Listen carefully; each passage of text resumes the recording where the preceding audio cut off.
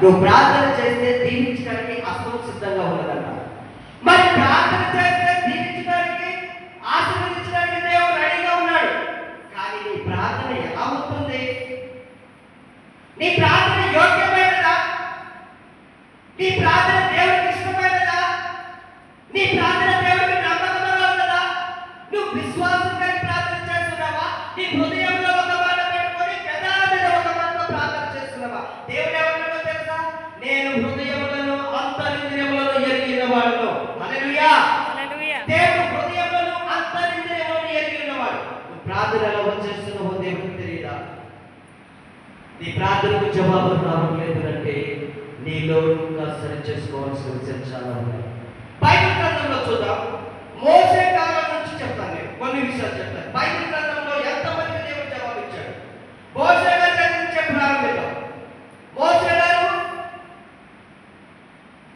గొర్రెలై వెళ్ళి అడవిలోకి వెళ్ళినప్పుడు దేవాది దేవుడు ఎక్కడి నుంచి మాట్లాడు? పొదలో మండుచున్న అగ్ని, మోసే మోసే అని నా దేవుడు పిలవలేదా? నా దేవుడు పిలుచుకోలేదా?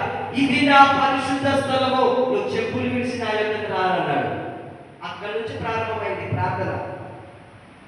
ఇశ్రాయేలు ప్రజలు ఐగుప్తు జనాంగంలో నరక యాతన అనుభవిస్తున్నారు. వాళ్ళందరినీ రక్షించాల్సిన బాధ్యత నీకే ఉంది అంటే, అయ్యా నేను నత్తి వాడిని, నేను ఎలా వెళ్ళగలను? నేను ఎలా రక్షించగలను అంటే, నేను నీకు తోడై ఉన్నాను. హల్లెలూయా. నేను నీకు తోడై ఉన్నాను, నేను నీకు తోడుగా ఉన్నాను, వెళ్ళు, నీతో పాటు నేను వస్తానన్నాడు. ఇశ్రాయేలు ప్రజలందరినీ ఏకం చేశాడు, తీసుకొని వస్తున్నాడు. ఎదురుగా ఎర్ర సముద్రం ఉన్నది, వెనకాల పరవ సైన్యము తరుముకుంటూ వస్తుంది. ఇశ్రాయేలు ప్రజలు సనుగుచున్నారు, గునుగుచున్నారు. అంతకుముందు 10 తెగులు చూశారు. అన్ని చూసేవాళ్ళే, అన్ని చూస్తున్న వాళ్ళే, ఆయన చేసే అద్భుత ఆశ్చర్య కార్యములు అందరూ చూస్తున్న వాళ్ళే.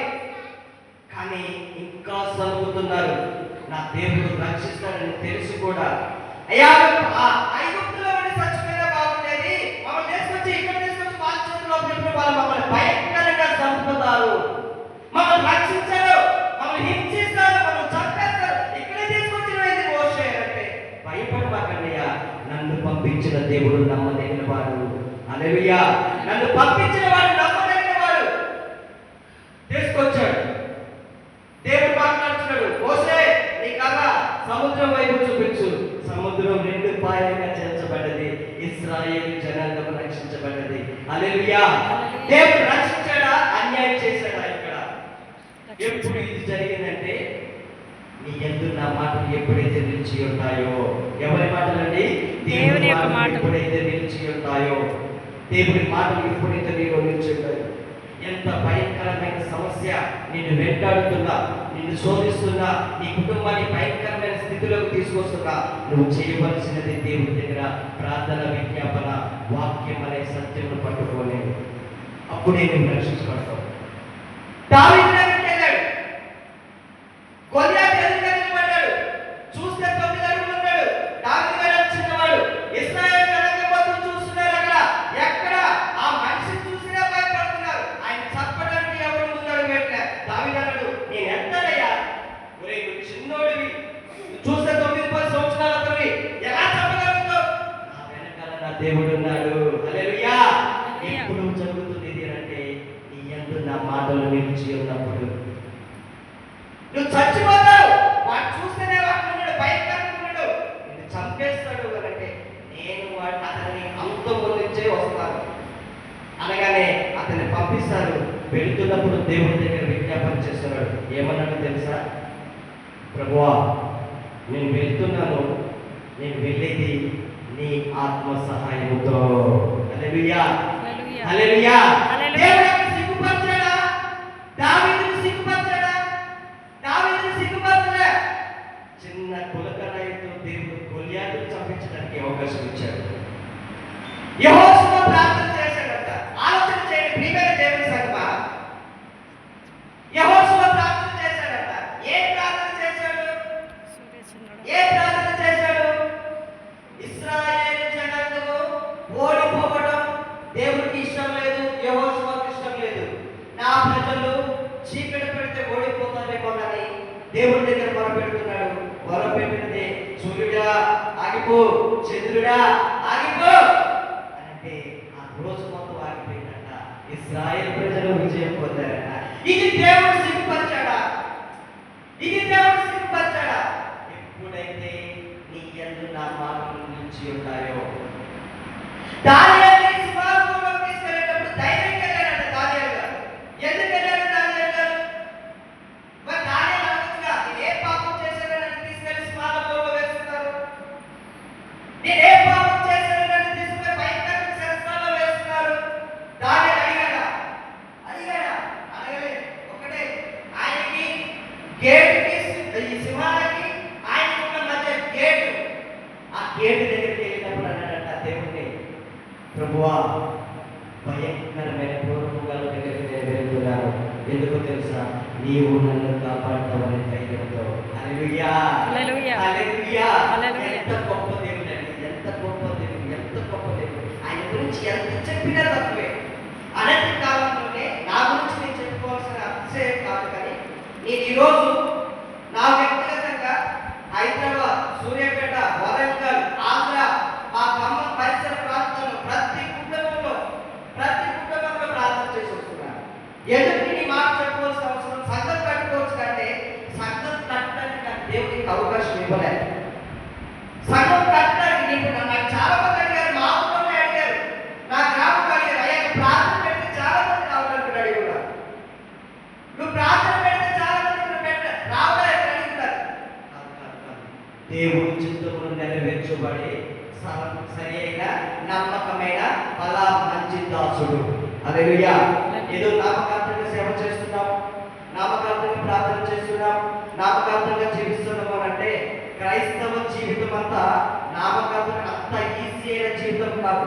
మీకు గమనించారో లేదో, క్రైస్తవ జీవితంలో అన్ని భయంకరమైన పోరాటాలే, యుద్ధాలే అంటారు. బయట జనాంగం ఏమంటారో తెలుసా?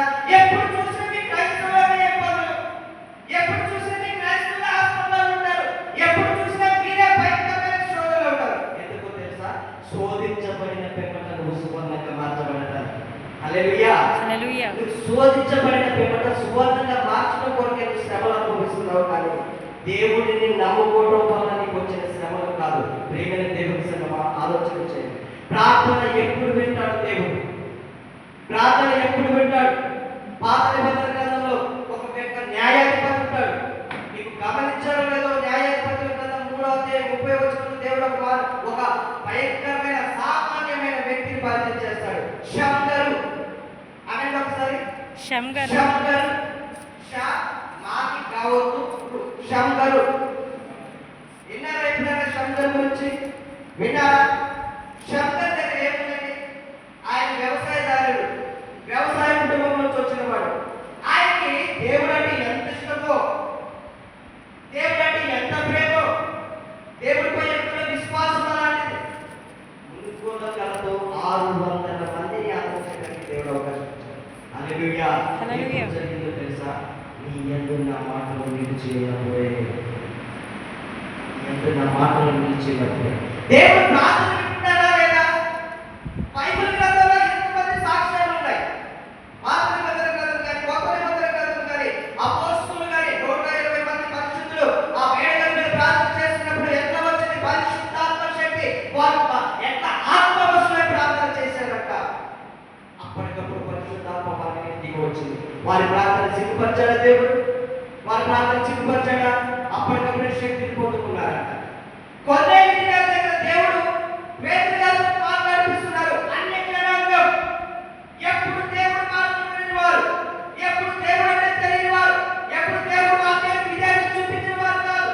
అలాంటి వారు కూడా దేవుడి దగ్గర ఆ మాటలు వింటుంటేనే అప్పటికప్పుడు వారి దగ్గర పరిశుద్ధాత్మ శక్తి దిగి వచ్చిందట. హల్లెలూయా, హల్లెలూయా. ఎంత గొప్ప దేవుడు అండి, ఎంత గొప్ప దేవుడు. ప్రియమైన దేవుడి సంగమా, నేను అంటారు, ఈ లోకంలో జీవిస్తున్న మనం ఏదైనా ఒక అవసరం వచ్చినప్పుడు, ఏదైనా ఒక సమస్య వచ్చినప్పుడు, ఏదైనా ఒక ఇబ్బంది వచ్చినప్పుడు, ఏదైనా ఒక శరీర బలహీనత వచ్చినప్పుడు నీవు ప్రార్థన చేస్తే జవాబు వస్తుందా? నువ్వు ప్రార్థన చేస్తే రిప్లై వస్తుందా దేవుడి దగ్గర నుంచి? ఆలోచన చేయవలసి. అంటే మన ప్రార్థనకి జవాబు రావట్లేదు అంటే మనం ఇంకా దేవుడి దగ్గర సరి చేసుకోవాల్సిన విషయాలు ఏమన్నాయో. వాక్యం అనే ఖడ్గము మనలో లేదేమో, వాక్యం మనలో జీవించట్లేదేమో, విని వదిలేసే వారిగా ఉంటున్నామేమో, వాక్యాన్ని విధేయత చూపించిన వారిగా ఉంటున్నామేమో, దేవుడు అంటే భయభక్తులు అయితే ఉంటున్నాయి, దేవుడు అంటే గజగజ ఉనికే వారిగా ఉంటున్నాం. కానీ వాక్యము నీలో నివసించినంత కాలము నీ ప్రార్థనకు జవాబు రాగలుగుతాడు దేవుడు. నేను చెప్తున్న మాట కాదు ఇది, నేను చెప్తున్న మాట కాదు ఇది, జీవగ్రంథంలో చెబుతున్న మాట ఇది. అందరం వాక్యం వినే వారిని ప్రార్థన ఎలా చేస్తున్నాం? భయంకరంగా ప్రార్థన చేస్తాం ఇంటికాడ. కొంతమంది అంటారు నేను 3 గంటలు 4 గంటలు ప్రార్థన చేస్తానంటారు, కానీ వారి క్రియలు ఎప్పుడు అలాగే ఉంటాయి. ఆ ప్రార్థన చేసినంతసేపు క్రియలు ఉంటాయి, ఆ తర్వాత వారి క్రియలని లోక సంబంధంగానే ఉంటాయి. ఎక్కడ ఇలా మార్పు? నీ 3 గంటల ప్రార్థన, నీ 3 గంటల ప్రార్థన ఎక్కడ నీలో మార్పు? 3 గంటల ప్రార్థన చేస్తే ఎన్ని ఆత్మలను రక్షించవచ్చో తెలుసా? ఎంత మంది కొరకు ప్రార్థన చేయొచ్చో తెలుసా? అర్ధగంట ప్రార్థన చేస్తేనే మనం ఒక 40-50 కుటుంబాలకు ప్రార్థన చేయొచ్చు, ఒక 30-40 కుటుంబాలకు చేయొచ్చు. మనందరం ఇప్పుడు మన గురించి మీ గురించి మనం ప్రార్థన చేసుకోవట్లేదా? చేసుకుంటే ఉన్నాం. అలా ప్రార్థన చేస్తే అర్ధగంటలో 30-40 చేయొచ్చు. 3 గంటలు ప్రార్థన చేస్తున్నాం, ఈ ప్రార్థనకి దేవుడు ఎన్ని జవాబులు ఇస్తున్నాడు అంటే, నువ్వు ప్రార్థన చేస్తున్నావు కానీ పెదాలతో ప్రార్థన చేస్తున్నావు, నీ హృదయం మాత్రం దేవుడికి బహుదూరంగా ఉండలేనట్టున్నాడు దేవుడు. అయ్యో ఈ ప్రజలు నన్ను పెదాలతో కనపరుస్తున్నారు కానీ వారి హృదయం అంట బహుదూరంగా ఉన్నదంట. అందుకే అంట వారి ప్రార్థనకు జవాబు రావట్లేదంట. ఎందుకు జవాబు రావట్లేదంటే వాక్యం అనే విత్తనము వారిలో ఇంకా నాటుకోలేదంట. హల్లెలూయా.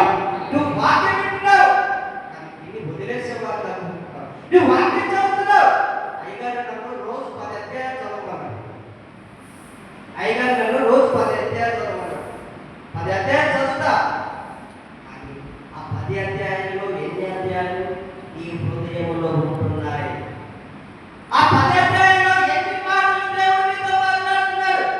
ఆ 10 అధ్యాయాల్లో ఎన్ని వచనాలు నీకు అర్థమవుతున్నాయి?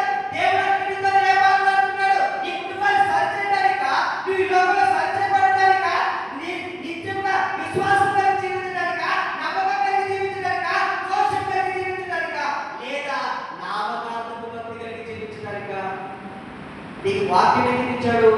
విశ్వాసం కలిగి నమ్మకం కలిగి దేవుడి దగ్గర జీవించడానికి. ఈ జీవన విధానం ఎలా ఉంది ఒక్కసారి ఆలోచన చేసుకున్నాము. ఆ ప్రార్థనకి జవాబు రావాలని చాలా మంది అంటారు. కొంతమంది అంట 40 సంవత్సరాలు ప్రార్థన చేసేవారు ఉన్నారంట, ఇప్పటికీ ప్రతిఫలాలు పొందుతున్నారంట. కొంతమంది అంట 2 నిమిషాలు ప్రార్థన చేస్తారంట, 2 నిమిషాలు ప్రార్థన చేస్తారంట, ప్రతిఫలాలు పొందుతున్నారంట. వాటి గురించి వీరికున్న తేడా ఏంటంటే, నువ్వు 2 నిమిషాలు ప్రార్థన చేసినా హృదయం లోతుల్లో నుంచి వచ్చిన ప్రార్థన, నువ్వు 3 గంటలు ప్రార్థన చేసినా పెదాలతో చేస్తున్న ప్రార్థన. ప్రియమైన దేవుని సంగమా, ఒక్కసారి ఆలోచన చేయండి. నా దేవుడు ఎవరిని అన్యాయం చేసేవాడు కాదు, ఒకరికొకరిగా తీర్పు తీర్చేవాడు కాదు, ఒకరికొకరిగా తీర్పు తీర్చేవాడు కాదు. ఆయన అందరినీ సమానంగా ప్రేమించేవాడు. మరి అందరి ప్రార్థన ఆలకించేవాడు. నీ ప్రార్థనకు జవాబు రావట్లేదంటే నీవు సరి చేసుకోవాల్సిన ఇంకేమో, నీలో వాక్యం నిలబడట్లేదేమో, వాక్యం అనే బీజం కాడ సరిగా లేదేమో ఆలోచన చేసుకోవడం సార్. ఈ వాక్యము నీ హృదయంలో నివసిస్తే నీ అందరి మాటలు నిలిచి ఉంటేనే తప్ప దానికి జవాబు రాదు. ఇది నేను చెప్తున్న మాట కాదు, సాక్షాత్తు జీవగ్రంథంలో దేవుడు చెప్తున్న మాట. ఒక సాక్ష్యం చెప్తాను. కెన్యా దేశం గురించి మనందరికీ తెలుసు. కెన్యా దేశంలో భయంకరమైన గుట్టలు ఉంటాయి. ఒక గ్రామంలో భార్య భర్తలు పెళ్ళైన సంవత్సరానికి నిండు చూలాలు చనిపోయిన తర్వాత, ఆ నిండు చూలాలు బిడ్డకి జన్మనిచ్చిన తర్వాత ఆ తల్లిదండ్రులు ఇద్దరు తల్లి చనిపోతుంది.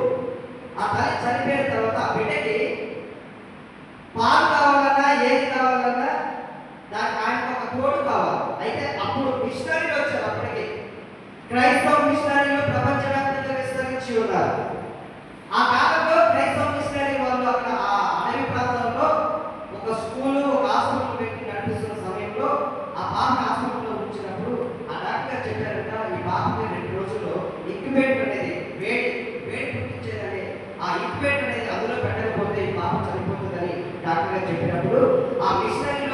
స్కూల్లో ఉన్న చిన్న పిల్లలందరినీ పిలిపించి ప్రార్థన చేపిస్తున్నాడట. అక్కడ ఉన్న యజమానుడు ఏమని ప్రార్థన చేపిస్తున్నాడు తెలుసా? ఈ పాప బ్రతకాలి అంటే ఇంక్యుబేటర్ అవసరం ఉంది. ఆ ఇంక్యుబేటర్ కావాలి. ఎప్పుడు కావాలో తెలుసా? రేపు సాయంత్రానికి కావాలి. అడవి ప్రాంతం, 2 గుట్టలు ఎక్కి 2 గుట్టలు దిగింది కానీ ఇంకొక గ్రామం రాని ప్రాంతం ఎలా సాధ్యపడుతుంది? అయితే విచిత్రం చూడండి, అక్కడ ఒక 2 సంవత్సరాల మిరిండా అనే 2 సంవత్సరాల పాప దేవుడికి ప్రార్థన చేస్తుంది. ఏం ప్రార్థన చేస్తుందో తెలుసా? ప్రభువా, ఆ పాపకి నా చెల్లికి అదేదో కావాలంట, నువ్వు రేపు సాయంత్రం ఇచ్చేయి. డిమాండ్ చేస్తుంది దేవుడిని. హల్లెలూయా!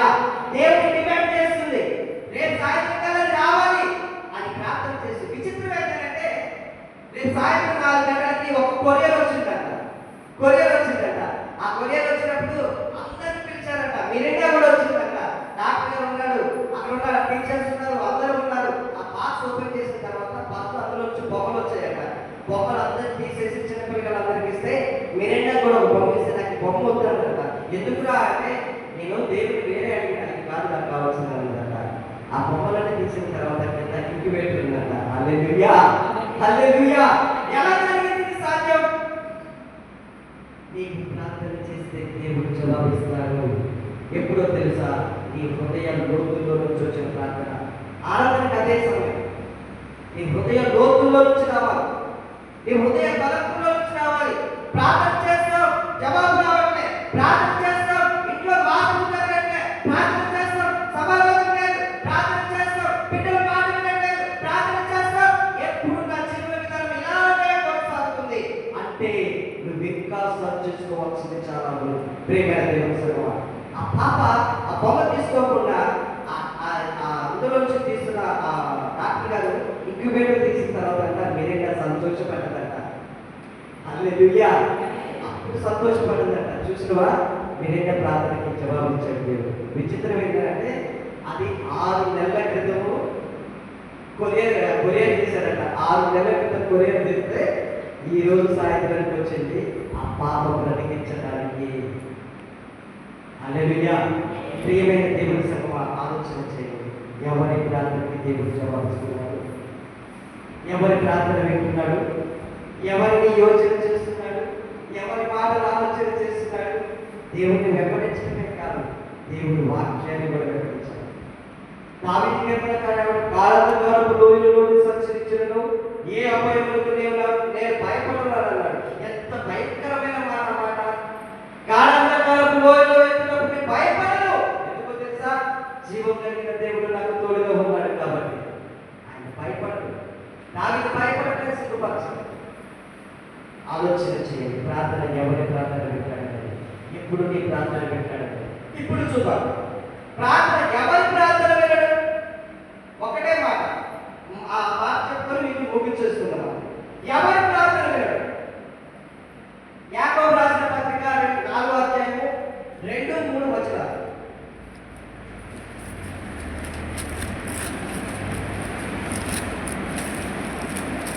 యాకోబు రాసిన పత్రిక